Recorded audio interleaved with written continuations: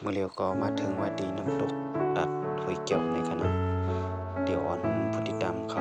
ลีด้วยน้ำตกตัดห้วยเกี่ยวค่ะดีๆมีดังอยู่นะมาชมกัน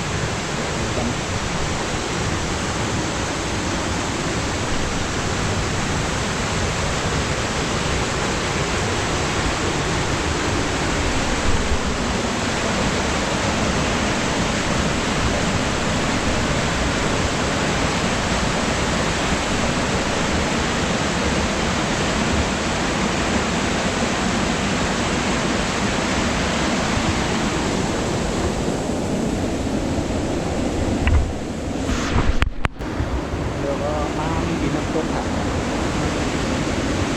เดี๋ยวแนะนำผมว่าทางปลอดภัยเลยจ้ะท่านน้อง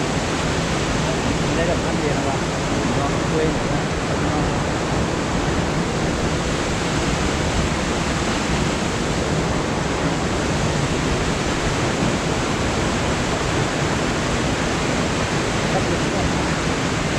กัดขึ้นแต่ว่าอันนี้เนี่ย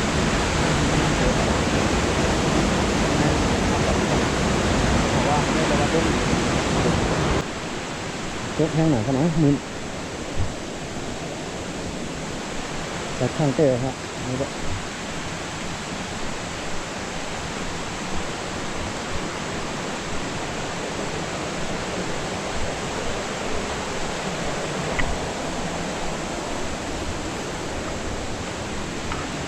นี่ดูสิ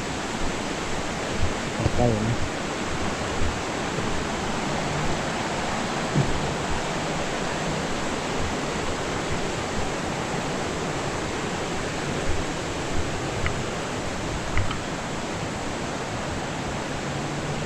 โอ้ยโต๊ะกันแน่เอาถึงยืนข้างหลังให้ได้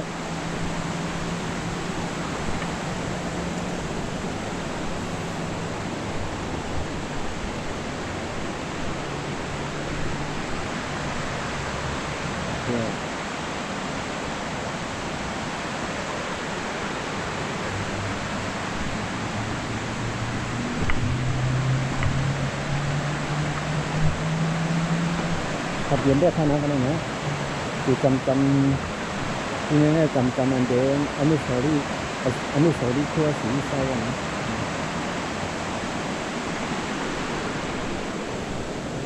อ ในหันตั้งไปไม่เป็นมันตกเกี่ยวกันนะเกี่ยวหูตั้งไปขนาดตัวขึ้นกับตั้งแน่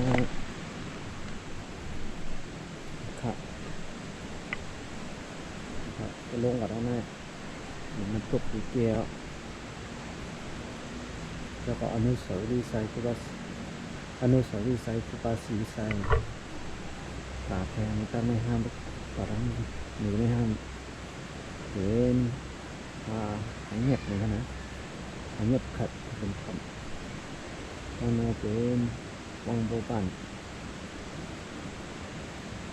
คือครับจะเป็นพวกนี้เขาก็ไปทำกับเลย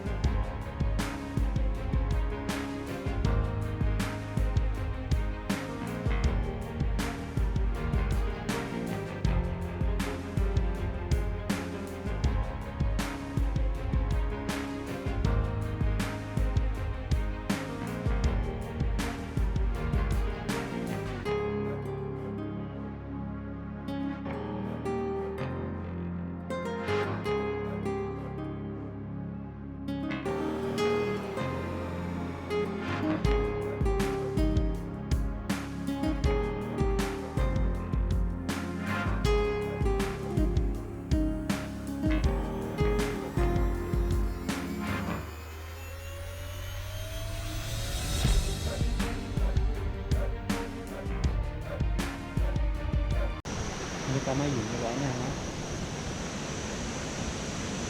มันตกเกี่ยว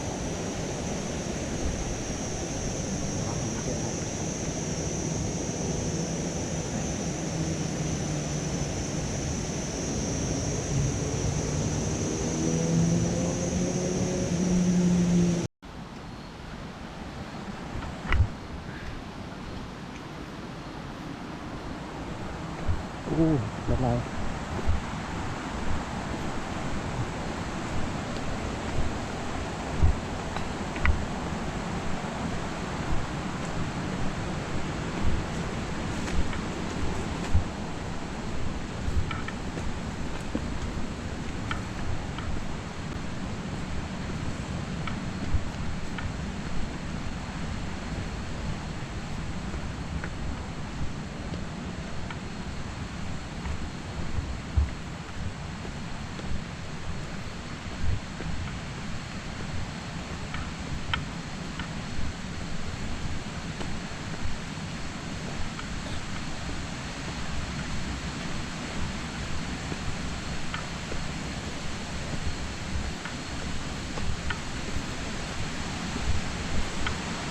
อาทิตย์สอง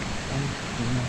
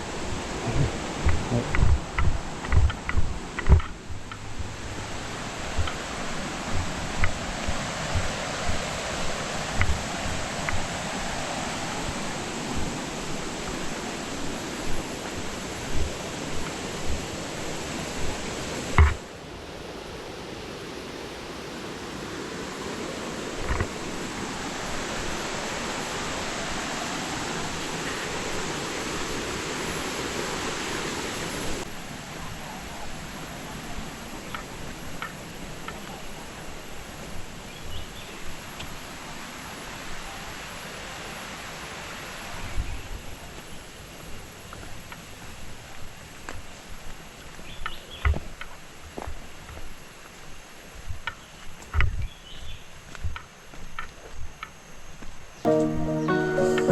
อย่างครบของมันคือ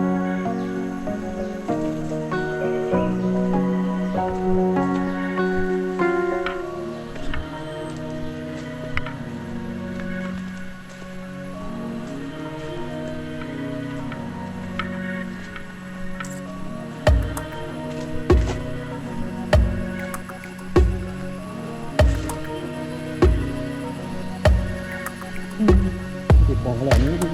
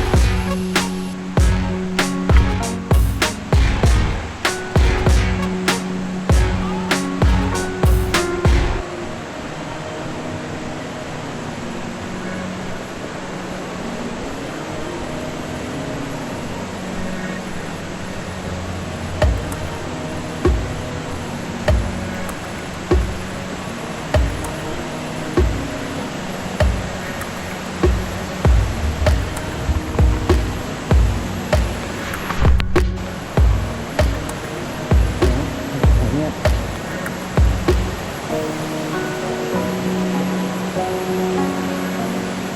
เป็นเหมือนพวกนั้น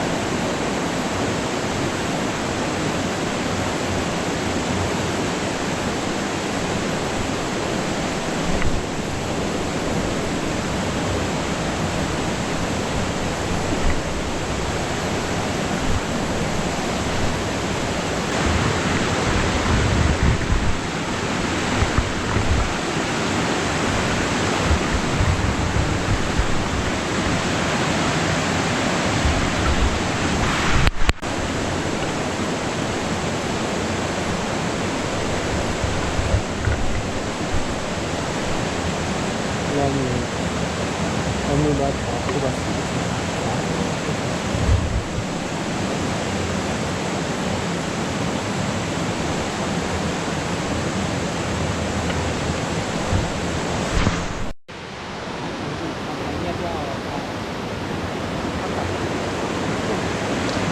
รถเย็นก็ขับ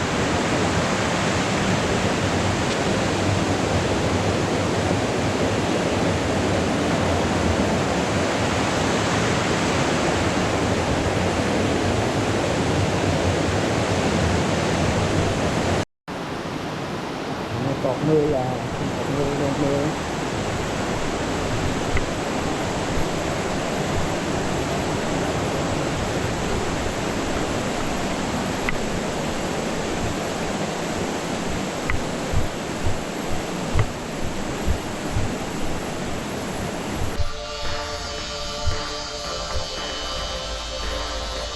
นี่คูลเลย